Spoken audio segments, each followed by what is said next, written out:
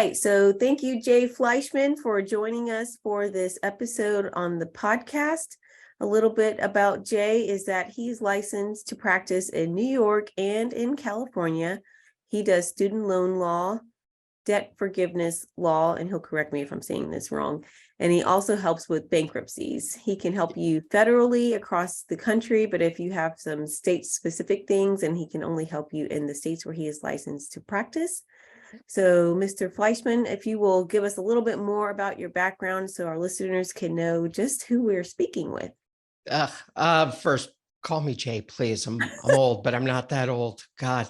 Yeah, I've been practicing for a little over 27 years. I opened my practice in 1995, back when nobody opened their own law firm.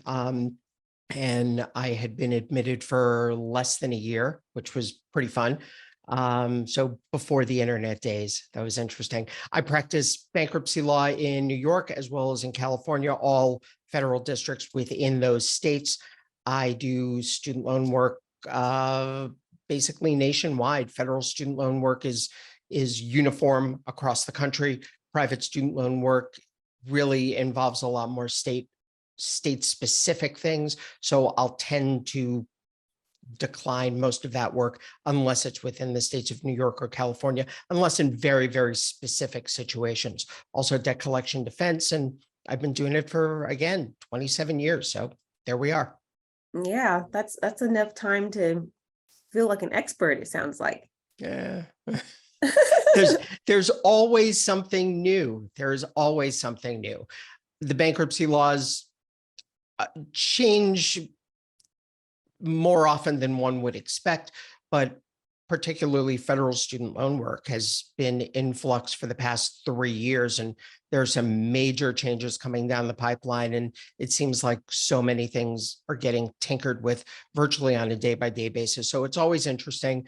On the one hand, I feel like I've got a long enough track record, and there really are so few of us. There are I can count fewer than 10 attorneys who particularly focus in student loan work in the entire country. And so on the one hand, I've got a whole lot of experience. On the other hand, there's always something new and different. So it keeps me on my toes. Yeah. Well, I've seen that you've had some recent TikToks about the Supreme Court of the United States and the student loan forgiveness stuff that's going on. So can you talk a little bit about that? Well, the Biden-Harris administration proposed a cancellation of $10,000 or $20,000 worth of federal student loan debt for people who earn under a certain threshold. And that was announced in 2022.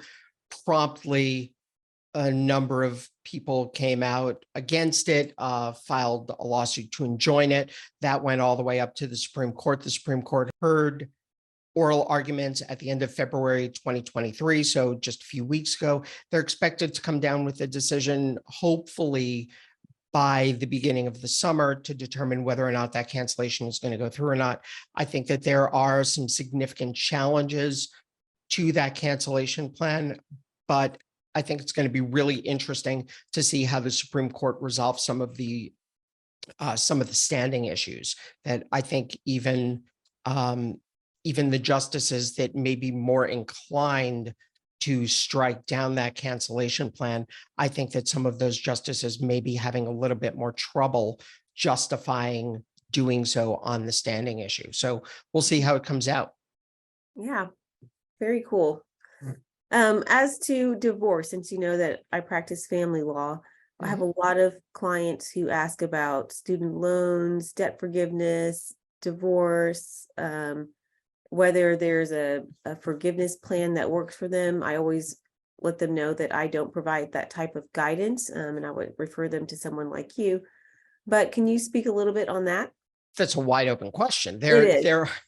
And I bring that up because it's exactly the sort of question that a client is going to come to you with or to me with. It's going to be this wide open question, this, what do I do? I have these student loans, but the problem is, well, there are a number of problems. First of all, there are multiple types of student loans. There are federal student loans. Within the federal student loan universe, there are a number of programs for student loans. There are the FFEL loans, which are the older federally guaranteed loans. There are the direct loans, which are originated directly by the U.S. Department of Education, and those are the only federal student loans that are available since July 1st of 2010.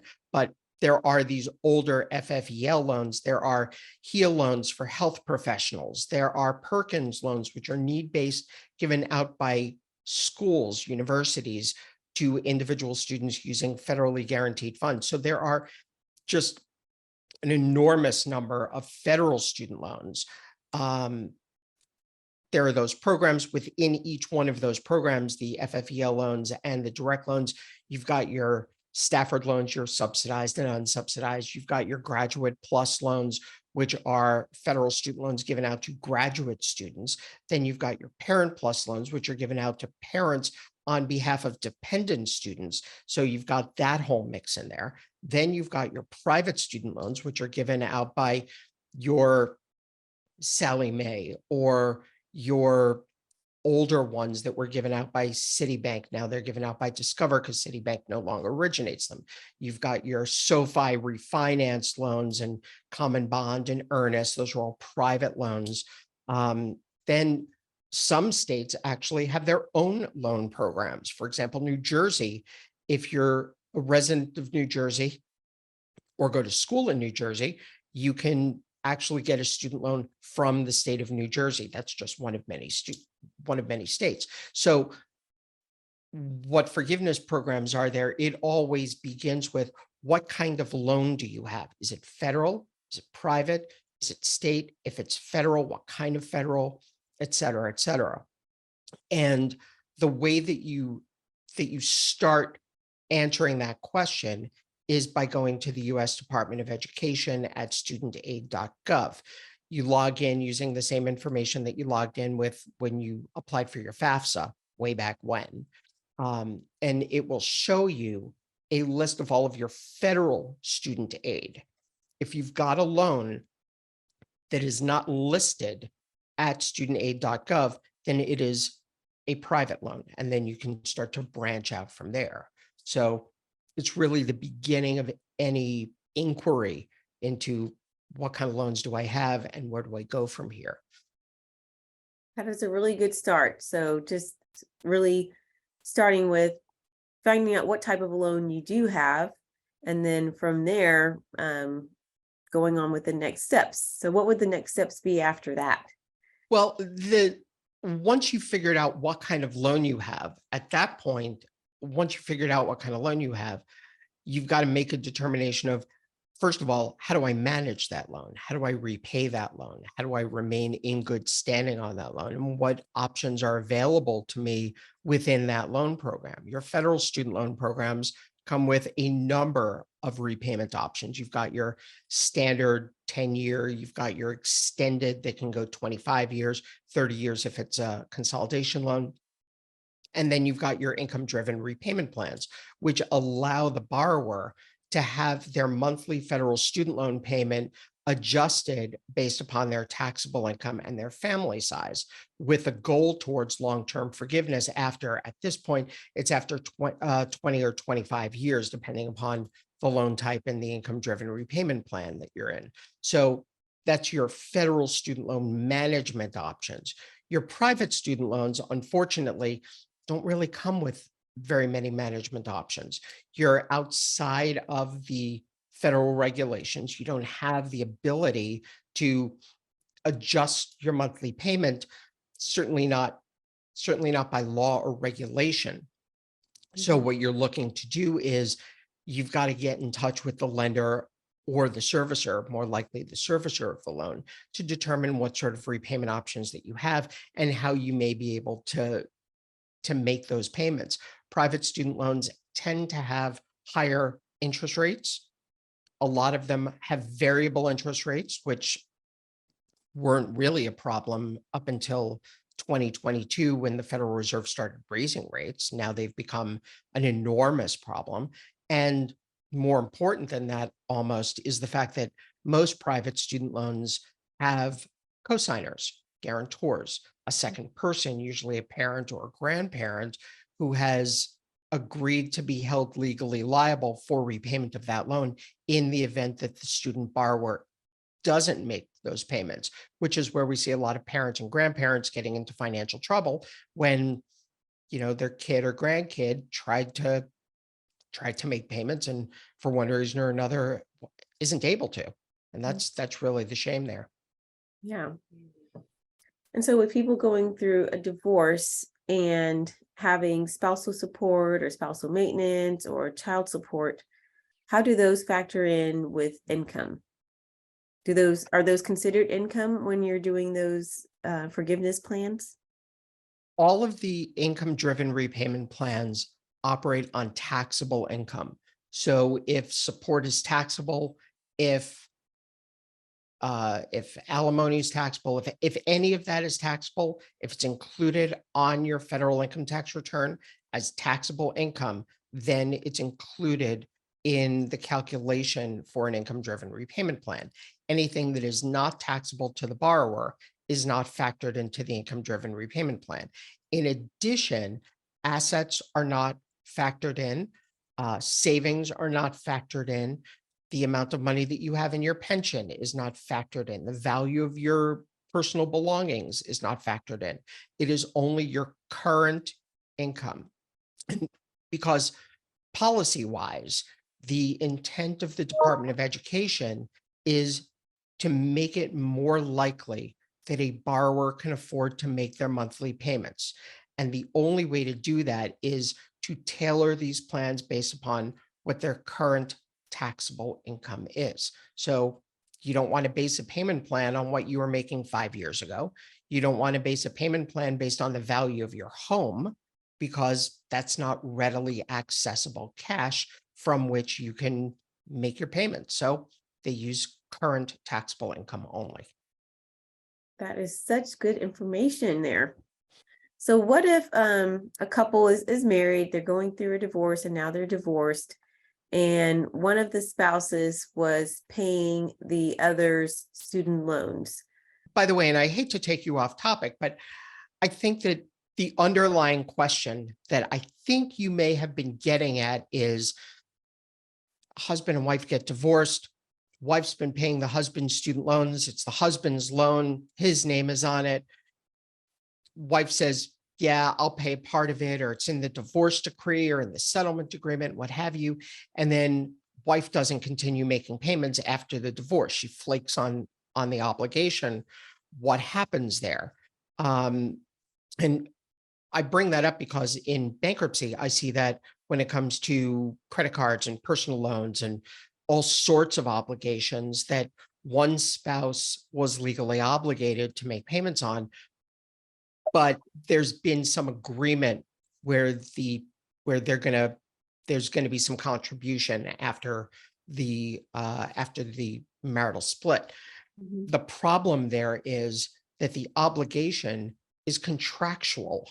And unless the lender has been a party to that agreement, any agreement for contribution has nothing to do with the lender.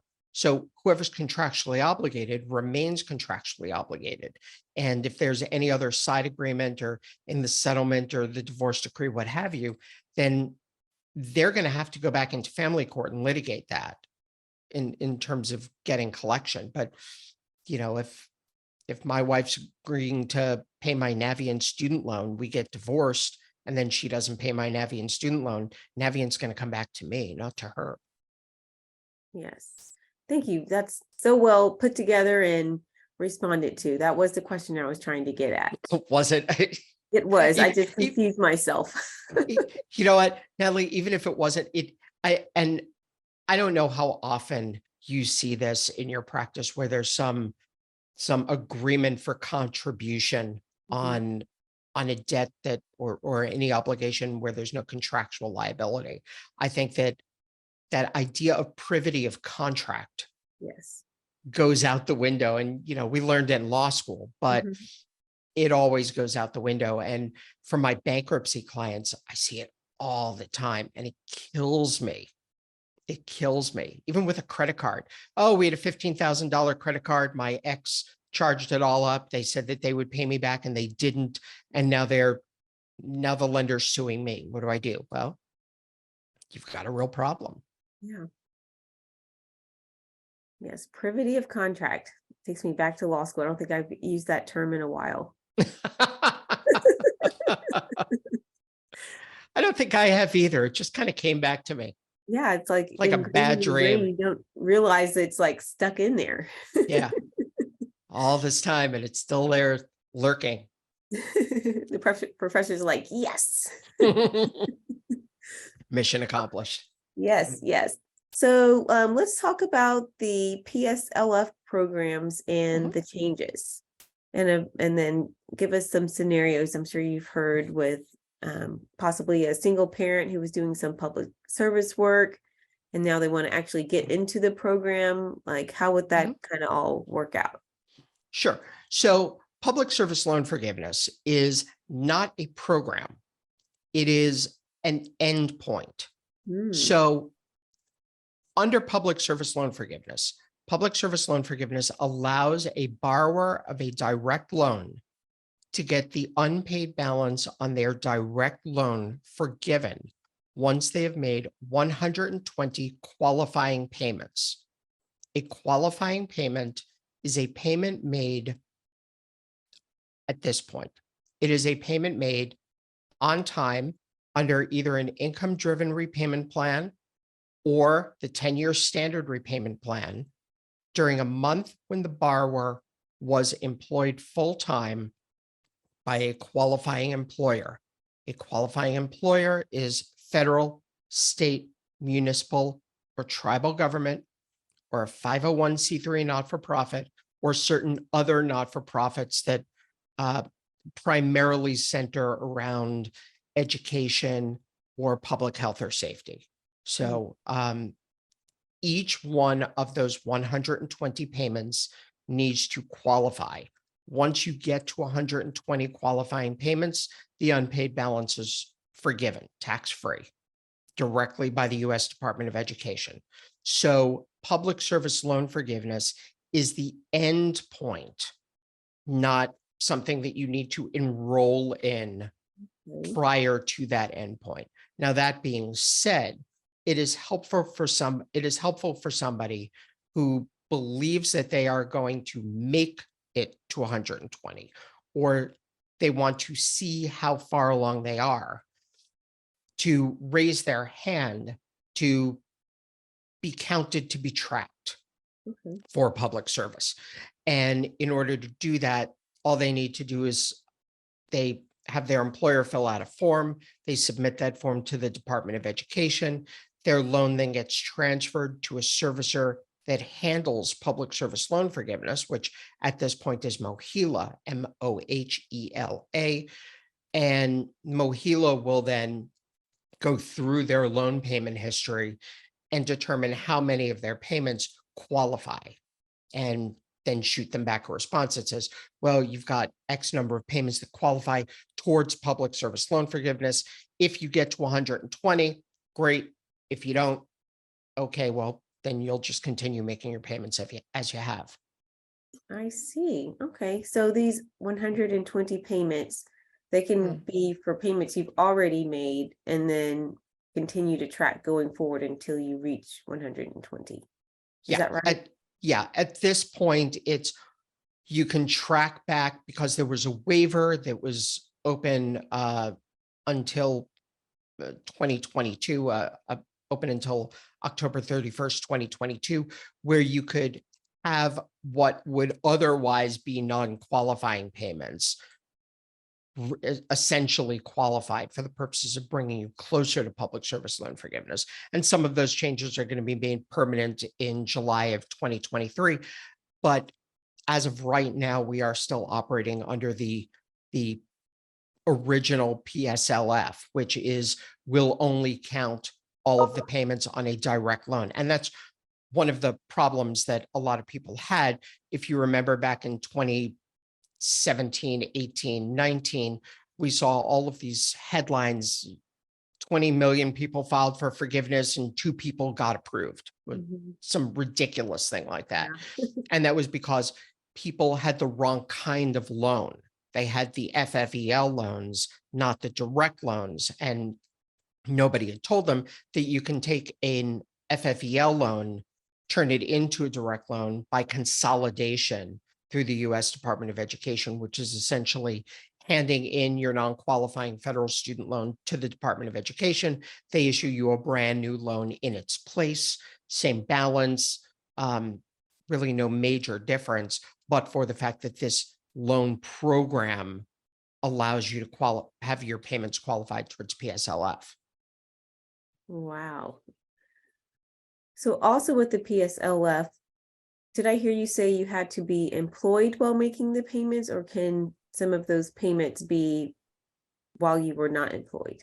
You need to be employed full-time by a qualifying employer during the month that the payment is due and during the month that the payment is made in order to qualify. I see. Okay. And then with those 120, you have to, those are 120 months of payments. 120 months of payments, yeah. They do not need to be consecutive. They do not need to be while employed by the same employer specifically. For example, you can work for the federal government for a year, then switch to state government for 5 years, then switch to a not-for-profit, then go back to federal, then conceivably go into the for-profit world for a couple of years and come back to not-for-profit. So it's 120 payments overall while qualified. So that can be really helpful for people going through a divorce if they haven't worked for a while and now they're going to be working full time, to see if they can get into that type of a program. But you said it's an endpoint, it's not just a program. Correct, correct. So really what's the most important thing is to be in repayment on your federal direct loan. So your most important things are, number one, make sure you have a direct loan. If it's not direct, you need to consolidate with the US Department of Education. It's at studentaid.gov. It's a relatively simple and straightforward program, or process rather. So you've got to make sure you've got the correct loan type. You've got to make sure that you're in repayment. You should be in an income-driven repayment plan, which again, adjusts your payments based upon your taxable income and family size. And then you've got to make sure that you're in a qualifying employer. For people coming out of a divorce, sometimes we see it where, as you said, people who are going back into the workforce after time out of the workforce, or people who, as part of their post-divorce life, have decided that they've changed their outlook on life. They've changed their purpose. They've gone from a for-profit mindset to a not-for-profit mindset, or changing for work-life balance. Instead of working 90 hours a week, now you want to work closer to a normal 35, 40-hour week, that they may find that there's a qualifying employer that makes it easier for them to do that. So Yeah. those are really the situations where we see that a lot. Very cool. So I know you also do bankruptcy. So Mhm. let's talk a little bit about divorce, bankruptcy, whether to file while you are still married and going through a divorce, if it's usually better to do it after. I give no bankruptcy advice or information ever. So this platform is for you here. It's, it's a hard question to answer. Should you file before or after divorce? A lot of it comes down to how acrimonious of a divorce are we talking about? Because if you and your soon-to-be ex are at least on talking terms, you're moderately okay to be in the same room with one another, and you've got marital debt that you want to get rid of, all told, before going through that divorce, then filing for bankruptcy together or even separate while you're still married yet separated may make some sense. After bankruptcy, certainly, I've had a lot of clients over the years that have filed for bankruptcy after divorce, but it's important to note that your domestic support obligations, your child support, your alimony, that stuff is not going to be dischargeable in a bankruptcy. As a matter of policy, the bankruptcy system recognizes that, this is not the sort of debt that you should be in a position to wipe out. If you've got arrears, you can cure them through a Chapter 13 bankruptcy, which is a personal reorganization or repayment plan, but you're not going to be able to wipe out those obligations. So don't go into bankruptcy thinking, wow, I'm not going to have to pay my ex all of that alimony, because that's not going to be the case. Mhm. I think that's where people's minds are going when they bring that up to me, and I stop them because I don't do those conversations. Yeah. Um, Oh, and who cares how much I have to pay for alimony? I'll just bankrupt it. yeah. No, that's not how it works. You can't do that. And certainly not for child support either. There's, again, policy wise, there's no reason why your child should be paying for the divorce, essentially. Mhm. You've got to support your kids. Yeah. You also mentioned you do some debt work. Debt collection defense, debt buyers, debt collectors, credit reporting errors, stuff like that. Oh, And again, that's primarily on a state-by-state basis, because a debt collector or debt buyer is going to sue you in state court. And you're in Texas. Texas is a whole different world as far as state court practice and procedure than, say, California or New York or Montana or Oklahoma or Wyoming or really anywhere, state by state basis. yes. So speaking just state-wise, and our Texas listeners probably can tune out on this part, but for either New York or California, what type of questions do you get about credit reporting and child support, and getting the child support non-payment history off of the credit report? What types of questions do you get about that? Can I get it off my credit report? Can I dispute it? How many letters can I send? Some guy told me that they can wipe it off my credit report because it's illegal and a violation of my fill in the blank constitutional right. Just nonsense. It's all nonsense. It's entirely nonsense. Credit reporting is a matter of truth and accuracy. If the information is truthful and it's accurate and it's on your credit report, it's on your credit report. That's it. Unless it's outdated, unless it's more than 7 years old, which is typically when past due accounts are going to fall off. But if something's on your credit report, if it's truthful, if it's accurate, it sucks, but you got to deal with it. You just can't write letters and think that magically you've got the right for it to go away.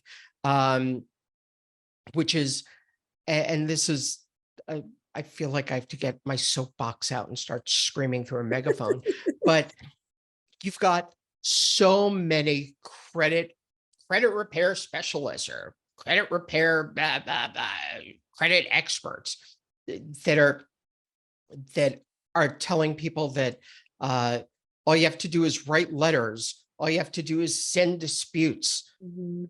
No, that's not what the law is. Now, that said, if you send a dispute about something, is there a chance that something can fall off? Yeah, sure, but you don't have the right for it to fall off. There's very different things. It's like saying, well, if I run a red light, am I going to get a ticket? Well, you might not get a ticket if there's no cop there or if there's no red light camera, but it's still not legal. I don't care where you are. You run a red light, still not legal. You don't have the right to run the red light just because somebody wasn't caught. Yeah.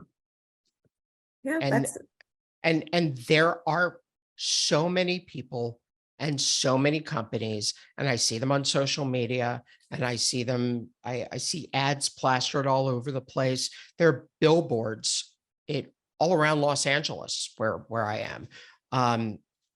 Fix your credit, $99.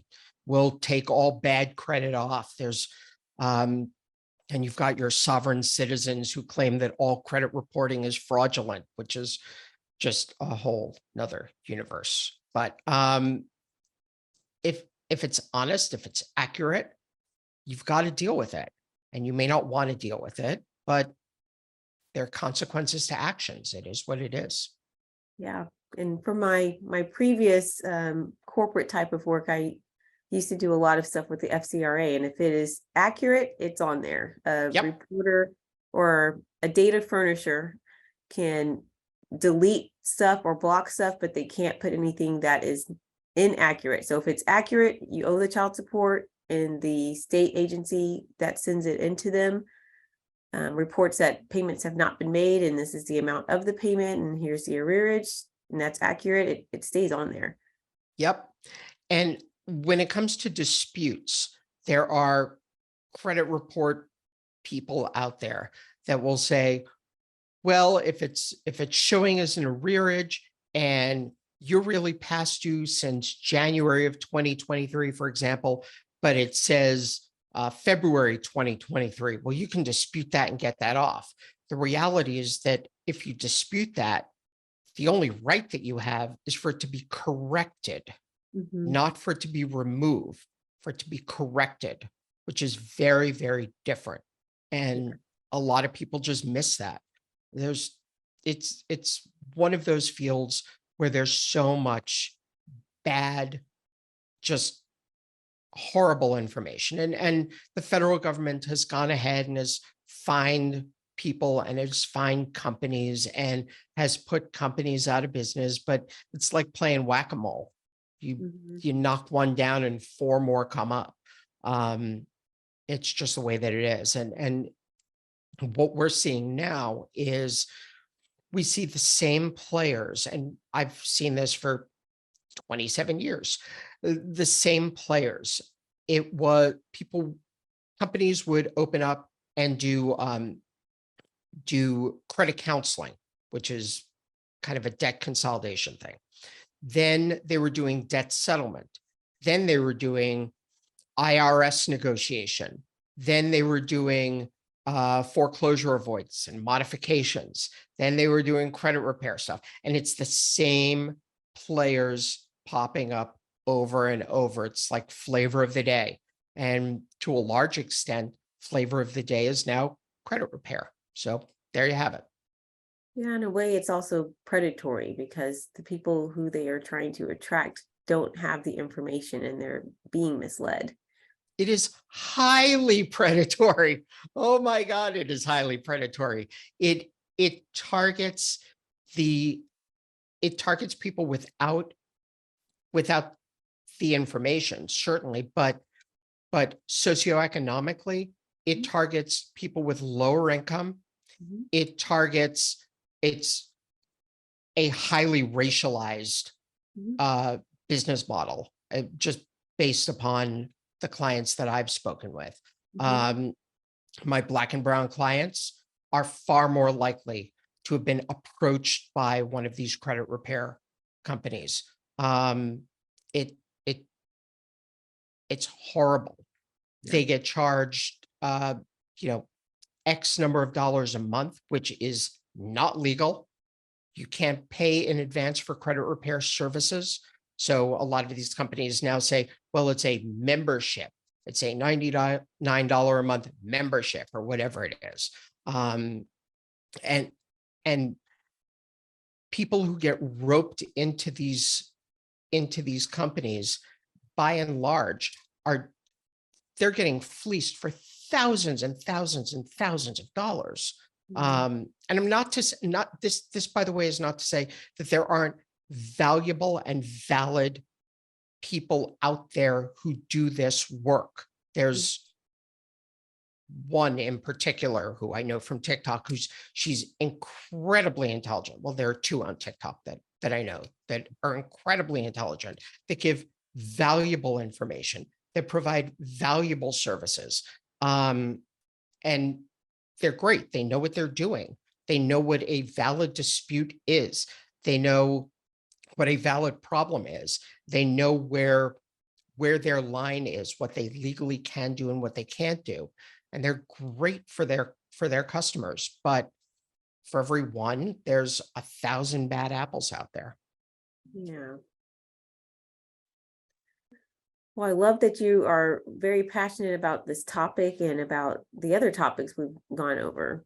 And it sounds like you really have a heart for helping people. I do. I try my best. Student loan debts and bankruptcy. Let's talk about what is dischargeable and some of the myths that are out there about whether or not student loans can be discharged in bankruptcy. Sure. So student loans are not automatically discharged in bankruptcy. When you go into bankruptcy, you can wipe out your credit cards, your personal loans, your medical bills, unsecured arrearages, and the leftover money after a repo, stuff like that. Student loans are not automatically dischargeable in a bankruptcy. In order to discharge a student loan in a bankruptcy, you need to file a separate lawsuit against the holder of the loan. That's, in technical terms, it's called an adversary proceeding. So to wipe out a student loan in bankruptcy, you need to file an adversary proceeding against the student loan holder, and you are seeking in that adversary proceeding a determination by the judge that the student loan constitutes what is called an undue hardship. And an undue hardship, it's like in The Princess Bride.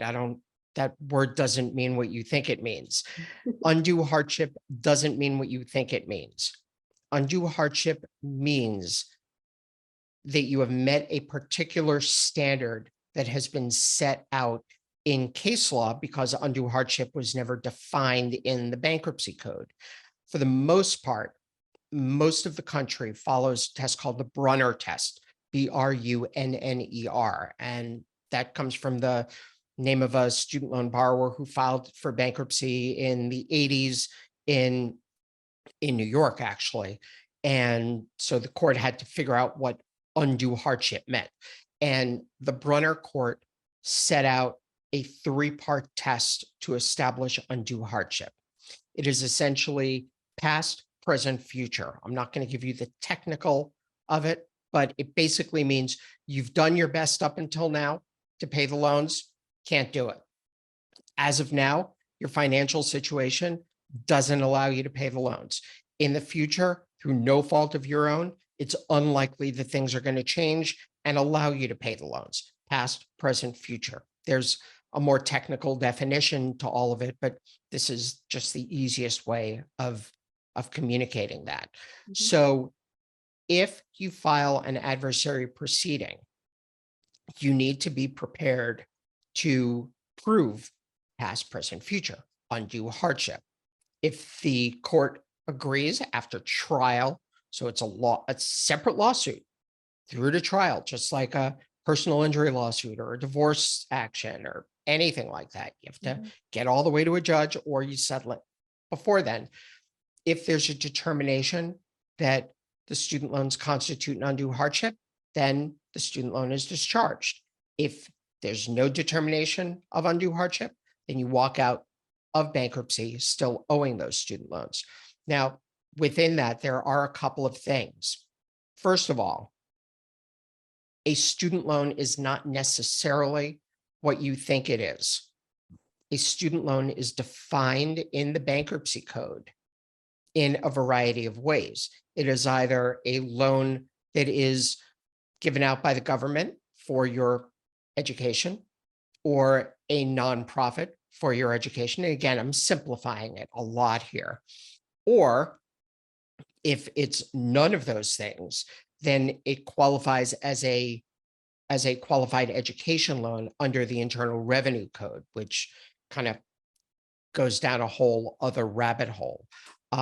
So your student loan, if it's a federal student loan, it's definitely a student loan for the purposes of the bankruptcy code, but not all private student loans are automatically considered a student loan under the bankruptcy code. So, and this is really where you want to sit down with a lawyer to review your loans in particular, because you don't want to walk in thinking, well, yeah, I'm going to have to file this adversary proceeding and battle. And you also don't want to walk in thinking, well, I'll just file for bankruptcy and wipe out that loan because, yeah, it's not really a student loan. You want to have somebody make that determination for you. One thing that is useful to note is that if it's not a loan, if you just owe past due tuition to your school, because sometimes you'll think you're getting a loan and you don't get the loan, and then the school, you still have to pay the school, and either they kick you out for non-payment, or some schools just let you go this semester. Money that you owe directly to the school in the absence of a promissory note to pay it back is not a student loan for the purposes of the bankruptcy code. So that's useful. And I see that with a lot of people, particularly when they left the school because they owed money and they want to get the transcript, and they find out that they owe the money. So there's that. There have been some changes over the course of the past 6 months or so regarding how the federal government is going to be defending those adversary proceedings. So they've essentially streamlined the process to make it easier for some people to get a discharge of their federal loans in bankruptcy. It still requires a level of proof, a level of work, but it's a lot more streamlined. But it's a really long way of saying it's not that you can't wipe it out. It's just that it's not automatic. And like any other lawsuit, you've got to be able to prove the case. Yeah. Well, that is super informative. Do you get a lot of It's clients? super confusing. It's confusing, but I'm like, I feel like I should get a certificate for this. I'm learning so much. Good, I'm glad. Yeah, and it's something that I think people, when they go through a divorce and they think they have an undue hardship, knowing they have to do those 3 steps can help them to frame up whether they want to pursue that lawsuit, since it's a whole other case. And after having gone through a divorce, they probably don't really emotionally or financially want to do that. But Sure. knowing that it's not automatic and there is a burden of proof they have to meet is really helpful. Yeah, it makes sense to sit down with me or somebody like me to be able to determine whether or not you've got a case, whether or not there's value to it. If you do have a case and it's a federal student loan, it's a federal direct loan, you may have an easier go of it.